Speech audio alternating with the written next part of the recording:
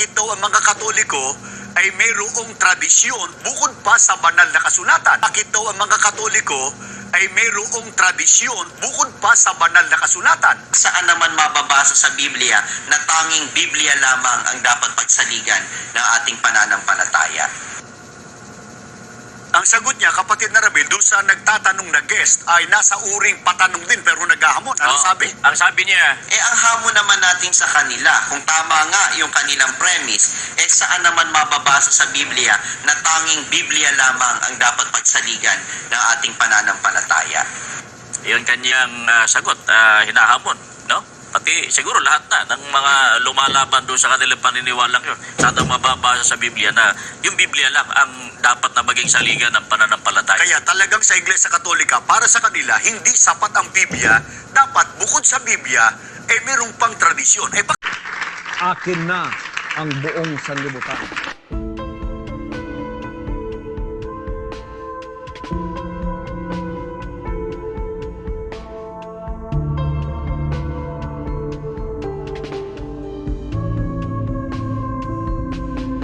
Inutil! Tarantado!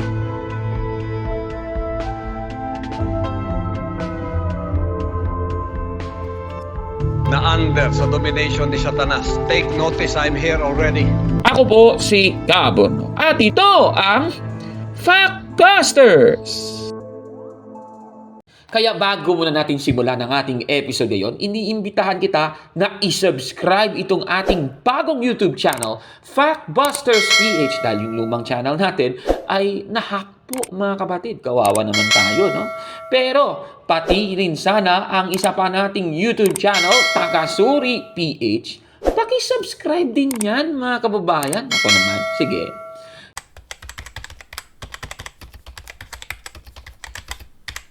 Magandang araw mga kapatid and welcome na naman sa isang episode ng Factbusters PH. Babasahin muna natin ang Galatia 1:8. Ganito po ang ating mababasa.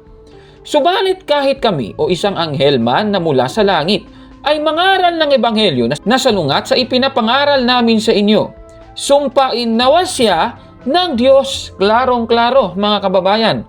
At isa na po sa mga aral na hindi po galing sa mga apostol na dapat pong itakwil at hindi po dapat tanggapin ay itong sola scriptura o scriptures alone o Bible alone na sinimulang ipangaral ni Martin Luther mga kapatid. Alam naman natin na kahit ang Iglesia ni Cristo ni Manalo ay naniniwala din sa nasabing doktrinang ito. Katunayan, may mababasa tayo sa This is the Iglesia ni Cristo, Church of Christ na isinulat po ng mga taga-Iglesia ni Cristo talaga sa page 11. Ganito po ang ating mababasa. Ililiwat ko na po sa Tagalog. Ang Biblia ang natatanging otoridad ng Iglesia sa doktrina at kaugalian sa paglilingkod at pagsamba sa Diyos. Klarong-klaro po sa ating nabasa. Ibig sabihin, sila po ay naniniwala talaga na Biblia lang ang tanging saligan ng ating pananampalatayang Kristiyano dapat. At pilit nilang dinidepensa ng aral nilang ito at sinisiraan pa ang pananampalataya ng Iglesia Katolika na taliwas naman sa kanilang paniniwala. Sandali, paano naman kaya ang mga taga-Iglesia Katolika? Tayo ng mga Katoliko, sang-ayon ba tayo sa doktrinang Bible alone? Babasahin po natin ang nakasaad sa ating katisismo sa Catechism of the Catholic Church, paragraph 81 to 82. Ganito po ang ating mababasa. Ililiwat ko na po sa Tagalog. Ang banal na kasulatan ay ang pananalita ng Diyos habang ito ay nakasulat sa ilalim ng hininga ng banal na Espiritu. At ang banal na tradisyon ay naghahatid sa kabuuan nito ng salita ng Diyos na ipinagkatiwala sa mga apostol ng Panginoong Jesucristo at ng banal na Espiritu. Inihahatid nito sa mga kahalili ng mga apostol upang naliwanagan ng Espiritu ng katotohanan, sila matapat na mapangalagaan, ipaliwanag at ipalaganap ito sa ibang bansa sa pamamagitan ng kanilang pangangaral. Bilang resulta, ang Iglesia kung saan ipinagkatiwalang paghatid at interpretasyon ng pahayag ay hindi nakukuha ang kanyang katiyakan tungkol sa lahat ng inihayag na katotohanan mula sa banal na kasulatan lamang. Parehong banal na kasulatan at tradisyon ay dapat tanggapin at parangalan ng may pantay na damdamin ng debosyon at pagpipitagan. Klarong-klaro po sa ating nabasa, mismo po sa aral ng Iglesia Katolika, tayo po ay naniniwala na hindi po Bible alone, mali po yung Bible alone para sa ating mga Katoliko. Paano naman kaya natin bilang mga Katoliko sasagutin ang tuligsa ng iba, partikular itong mga ministro ni Felix Manalo sa ating paniniwalang ito? Eto, panoorin natin mga kapatid. Ano ang itinatanong ng isa sa mga guest na nagtanong sa kanila, kapatid na Ramil? Mabuti pakinggan po natin. May kaibigan po akong born again. Ang sabi po niya, dapat Biblia lang daw ang paniwalaan hinggil sa pananampalataya. Bakit daw tayo mga Katoliko ay may tradisyon bukod sa banal na kasulatan? Maliwanag ang tanong, kapatid na Ramil. Maliwanag ang tanong, kapatid na Ramil. Maliwanag ang tanong, kapatid na Ramil. Bakit daw ang mga Katoliko ay mayroong tradisyon bukod pa sa banal na kasulatan? Bakit daw ang mga Katoliko ay mayroong tradisyon bukod pa sa banal na kasulatan? Bakit daw ang mga Katoliko ay mayroong tradisyon bukod pa sa banal na kasulatan? Ano ang sagot ng kanilang Catholic defender? Ay mabuti pakinggan po natin. Ang hamon naman natin sa kanila, kung tama nga yung kanilang premise, saan naman mababasa sa Biblia na tanging Biblia lamang ang dapat pagsaligan ng ating pananampalataya? Saan naman mababasa sa Biblia na tanging Biblia lamang ang dapat pagsaligan ng ating pananampalataya? Saan naman mababasa sa Biblia na tanging Biblia lamang ang dapat pagsaligan ng ating pananampalataya? Ang sagot niya, kapatid na Ramil, doon sa nagtatanong na guest ay nasa uring patanong din pero naghahamon. Ano Oo, sabi? Ang sabi niya, Ang hamon naman natin sa kanila, kung tama nga yung kanilang premise, saan naman mababasa sa Biblia na tanging Biblia lamang ang dapat pagsaligan ng ating pananampalataya? yun kanyang sagot, hinahamon, no? Pati siguro lahat na ng mga lumalaban doon sa kanilang paniniwalang yun. Sana mababasa sa Biblia na yung Biblia lang ang dapat na maging saligan ng pananampalataya. Kaya talagang sa Iglesia Katolika, para sa kanila, hindi sapat ang Biblia. Dapat bukod sa Biblia, mayroong pang tradisyon. Ayan, so napanood nyo po si Michael Sandoval at si Ramil Parba sa kanilang programang Ang Tamang Daan. Ayon po sa kanila, napanood nila doon sa video na nagtanong na isang born again, bakit ang mga Katoliko ay mayroong tradisyon bukod pa sa banal na kasulatan? Ang sagot naman daw nitong mga CFD, especially sina Attorney Marwiliasos at si Father Abe Arganiosa, saan naman mababasa sa Biblia na tanging Biblia lamang, ulitin ko, na tanging Biblia lamang ang dapat pagsaligan ng ating pananampalataya. At sa video ay nagbasa po ang ating mga kaibigan na sina Attorney Marwiliasos at si Father Abe Arganiosa ng 2 talata, Juan 20:30 hanggang 31 at Juan 21:25. Tanong, paano kaya sasagutin ng dalawang ministro ni Manalo ang hamon ng mga Katoliko? Ito, panoorin natin yung kanilang sasabihin. Naman may talatang pinagbabatayan sila. Meron naman, siyempre, hindi naman natin, kasi sabi nga natin sa nakaraan, ang Diablo man may gumamit din ng sitas eh. Teka muna, wala tayong sinasabing Diablo, si Mr. Abe at saka si Mars. Wala. Ang sinasabi lang natin, yung paraan. Kasi eto, pakinggan natin yung kanilang sinasabi. At kahit ang Biblia mismo, brother, ay nagpapatunay na hindi lahat na isulat dito. No, basahin po natin itong John chapter 20 verse 30. Gumawa rin nga si Jesus ang iba't ibang maraming tanda sa harap ng kanyang mga alagad na hindi nangasusulat sa aklat na ito. Ngunit ang mga ito ay nangasulat upang kayo'y magsisampalataya na si Jesus ay ang Kristo, ang anak ng Diyos, at sa inyong pagsampalataya ay magkaroon kayo ng buhay sa kanyang pangalan. Yes, at ito nga po'y pinakaulit-ulit ni Apostol San Juan, dito naman po sa Juan chapter 21 verse 25 ng Magandang Balita Biblia, ganito naman ang sinasabi niya, at marami pang ginawa si Jesus na kung susulatin lahat, inaakala kong hindi magkakasya kahit sa buong daigdig ang mga aklat na nasusulat. Sa pahayag na yan, kapatid na Ramil, ay pinag-uugnay ni Mr. Abe yung Juan 20:30 hanggang 31 at Juan 21:25. Anong reaksyon mo rito? Kaya dahil sabi nila sa talatang yan, pinalilitaw nila na maraming ang ginawa ng ating Panginoon Kristo. Pagkatapos, ang napansin ko lang, yung konklusyon nila, napakaigting. Ang konklusyon nila, Ang hamon naman natin sa kanila, kung tama nga yung kanilang premise, saan naman mababasa sa Biblia na tanging Biblia lamang ang dapat pagsaligan ng ating pananampalataya?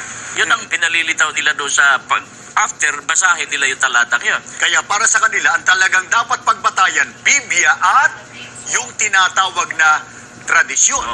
Aba, grabe ha. Grabe naman yan mga kapatid. Ano? Sabi ni Ramil Parba, ang napansin ko lang yung konklusyon nila. Napakaigting. Napakaigting daw. Okay, so paano kaya sasagutin ng dalawang ministrong ito ang hamon ng mga Katoliko? Sige, pagpatuloy na nga natin yung video mga kapatid. Kaya, tanong natin ito, mga kaibigan namin, lalo sa mga panig ng mga sumusubaybay sa aming mga Katoliko, huwag naman po kayo magdaramdam. Tama po kaya ang kanilang pagkaunawa at naging konklusyon dun sa talata ng Biblia? Ngayon pa lang sinasabi natin, wala pong mali doon sa nilalaman ng talata. Ang mali po, yung kanilang konklusyon. Maling-mali ang kanilang konklusyon. Mabuti basahin po natin yung talatang yan. Ito yung hindi nila binigyan ng pansin eh. Sa yung Juan 20:31, babalikan ko. Sabi rito, ngunit ang mga ito ay nangasulat upang kayo'y magsisampalataya na si Jesus ay ang Kristo, ang anak ng Diyos.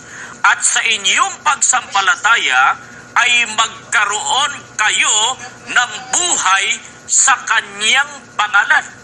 Sa mga kapatid, kung napapansin po ninyo, ang pagsampalataya sa kung ano po ang nakasulat sa Biblia. Kasi ang sabi po sa talata, ngunit ang mga ito ay nangasulat upang kayo'y magsisampalataya. Sa mga kapatid, ang nakasulat ang dapat sampalatayanan, maging batayan para sa gayon ng ating pananampalataya sa ikapagkakaroon ng buhay na walang hanggan. Walang sinasabi, kasama na yung tradisyon doon. Ang sinasabi ron, yung nakasulat sa banal na kasulatan. Mula po sa ating napanood mga kababayan, hindi naman sinabi sa Juan 20:30 hanggang 31 na kailangan ng banal na tradisyon. At binasa nila itong Juan 20:31. Ayan, nakikita nyo po sa screen. Ngunit ang mga ito ay nangasulat upang kayo'y magsisampalataya na si Jesus ay ang Kristo, ang anak ng Diyos, at sa inyong pagsampalataya ay magkaroon kayo ng buhay sa Kaniyang pangalan. Yan pong binasa sa Juan 20:31. Sagot naman ni Ramil Parba, ang nakasulat ang dapat sampalatayanan at walang tradisyon. Ay, ganun ba? Tanong, tama ba ang depensa nilang ito mga kapatid?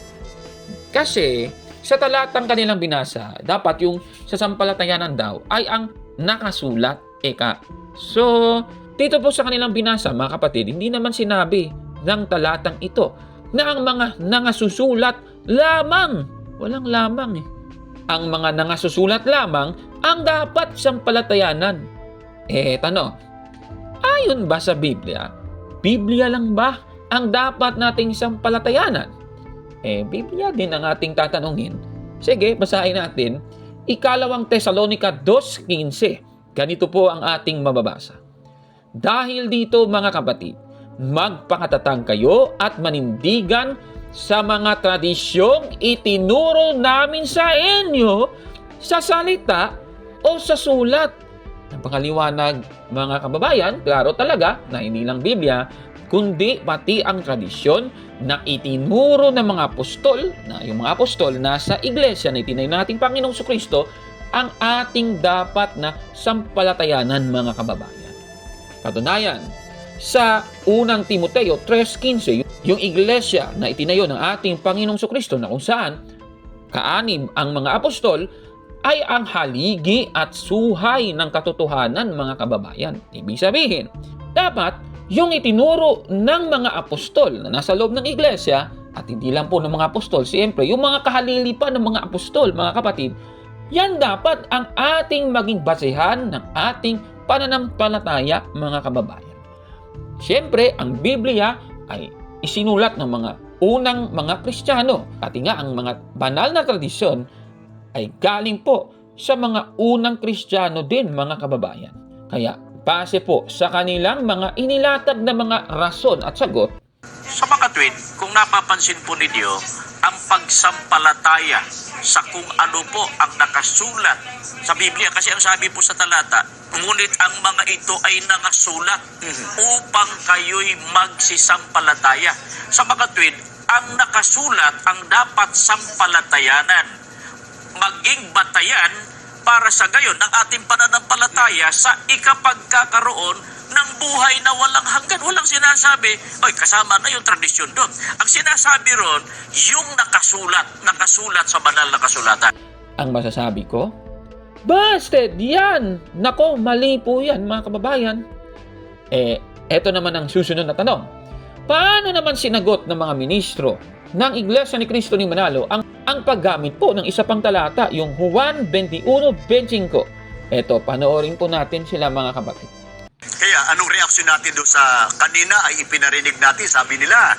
Yes. At ito nga po pinakaulit-ulit ni Apostol San Juan, dito naman po sa Juan chapter 21 verse 25 ng Magandang Balita Biblia, ganito naman ang sinasabi niya, at marami pang ginawa si Jesus na kung susulatin lahat, inaakala kong hindi magkakasya kahit sa buong daigdig ang mga aklat na nasusulat. Tama naman yung nakalagay dyan sa talata. Wala naman tayong tutol dyan. Pero ibig bang sabihin nun ay daragdagan na natin yung nakasulat sa banal na kasulatan? Hindi ho ganon. Dahil sa mahigpit nga ho ang bilin ng Diyos dyan eh. Pakinggan po natin Deuteronomio 12:32. Kung anong bagay ang iniuutos ko sa iyo ay siya mong isasagawa. Huwag mong dadagdagan ni babawasan. Tingnan po natin, napansin po sana ng ating mga taga-subaybay, kahit doon sa Old Testament, pag napansin po nila, kung ano yung ipinag-utos ng Diyos, huwag daragdagan ni babawas. Ayan, so napanood po natin si Ramil Parba at si Michael Sandoval. Ayon po sa kanila, yung katwiran daw ng mga Katoliko ay mali sa paggamit ng Juan 21:25 dahil sa Biblia, ayon daw sa Biblia, bawal daw dumagdag at magbawas, at binasa yung Deuteronomio 12:32. Kung anong bagay ang iniuutos ko sa iyo ay siya mong isasagawa, huwag mong dadagdagan ni babawasan. Yan po ang ating nabasa, mga kababayan. Ayon po sa kanila, mali daw talaga dahil nga sa Deuteronomio 12:32, bawal ngang dagdagan at babawasan ang salita ng Diyos. Ang Biblia daw, bawal daw dagdagan. Ang tanong, tama ba ang depensa nilang ito, mga kapatid? Tama ba ang pagkakaunawa nila sa nasabing talatang ito? Susuriin po natin kung tama na Biblia ang tinutukoy na wag daw dagdagan o babawasan. Ang sagot, contextual analysis. Sa 12:1 ng Deuteronomio, ganito po ang ating mababasa. Ito ang mga utos at tuntunin na dapat niyong sundin ng mabuti habang nabubuhay kayo rito sa lupaing ibinibigay sa inyo ng Panginoon, ang Diyos ng inyong mga ninuno. Yan po ang ating nabasa. Ibig sabihin, ang Panginoong Diyos meron pong ibinigay na utos at tuntunin kay Moises dito po sa 12:1 ng Deuteronomio. Kaya pagkatapos na mabanggit yung lahat ng utos at tuntunin sa 12:2 hanggang 31, sinabi ng Diyos sa versikulo 32 na sundin ninyo ang lahat ng iniutos ko sa inyo. Huwag ninyo itong dadagdagan o babawasan. Ibig sabihin, ang mga utos pala na tinutukoy ay ang utos na sinabi ng Diyos na dapat sundin ayon po sa Deuteronomio 12 2 hanggang 31. At kung iisa-isahin mo yan, mga kapatid, nako, hindi naman ginagawa yan lahat ng mga taga-iglesia ni Cristo ni Manalo. Ayan, tignan ninyo. O, hindi naman yan ginagawa ng mga taga-iglesia ni Cristo ni Manalo. Kasi, yan po'y utos para sa mga Israelita sa panahong yon, mga kapatid. At hindi po Biblia ang tinutukoy ng nasabing talata. Kaya mali ang mga ministrong ito, mga kababayan. Pero meron kasi silang gagawing palusot dyan sasabihin nila, kung ang utos nga ng Diyos ay bawal dagdagan ni bawasan sa panahon ni Moises, paano pa kaya ang Biblia mismo? Ay, ganun ba? Tanong, tama ba ang argumentong yan? Alam ninyo, si Pablo nga basahin natin Unang Korintos 7:25. Patungkol sa mga dalaga, wala akong utos na mula sa Diyos. Gayunman ay magbibigay ako ng payo bilang isang taong nakatanggap mula sa Diyos ng habag na maging matapat. Klarong-klaro dito sa talata. Ibig sabihin, yung utos, hindi po galing sa Diyos yun. Yung kanyang sinasabi para sa mga dalaga, mga kapatid. Yung utos ni Pablo dito, mga kababayan, hindi po galing sa Diyos. Kanyang sarili po yan in his discernment. Si Pablo ba ay nagdagdag sa utos ng Diyos? Nag-violate ba siya sa Deuteronomio 12:32? Naku naman, palpak ata yan, mga kababayan. Kaya palso ang nasabing argumentong ito, mga kapatid.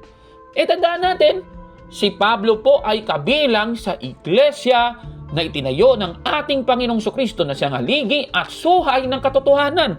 Ibig sabihin, kung ano man ang sabihin ni Pablo, kahit hindi po galing sa Diyos yun, mga kababayan, ibig sabihin, dahil kaanin siya sa tunay na iglesia na itinayo ng ating Panginoong Jesucristo, He is permitted to do so, mga kababayan.